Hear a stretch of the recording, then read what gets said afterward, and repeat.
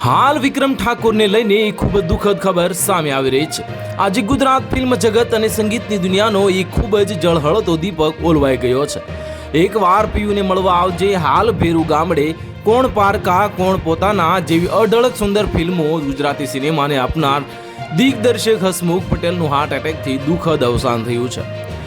વિક્રમ ઠાકોરે એક જે પોસ્ટ કરી છે જેમાં લખ્યું છે કે મારા માથે આભ તૂટી પડ્યું છે, મોટા આમ થોડી જતું રહેવાય યાર, મને ફિલ્મ લાઈનનો રસ્તો બતાવનાર, મારી પ્રથમ ફિલ્મ એકવાર પીયુને મળવા આવજેના નિર્માતા નિર્દેશક અને મારી ઘણી બધી સુપરહિટ ફિલ્મોનો જે બનાવી મારા ઘરના સભ્ય તરીકે એક મોટા ભાઈ બની ડગલે ને પગલે મને સલાહ આપી સાચી રાહ બતાવનાર મારા ભાઈ હસમુખભાઈ છે, જેમને હું મારા તરીકે મોટા ભાઈ તરીકે બોલાવતો અને આજે આપણી વચ્ચે નથી રહ્યા, હું માની શકતો નથી। આ લખતા મારા હાથ કંપી રહ્યા છે। મોટા, આપની યાદો અને આપની વાતો, આપણા સંબંધો હંમેશા જીવતા રહેશે। ભગવાન આપના પવિત્ર આત્માને શાંતિ આપે એવી દિલથી પ્રાર્થના। ઓમ શાંતિ, મિસ યુ મોટા।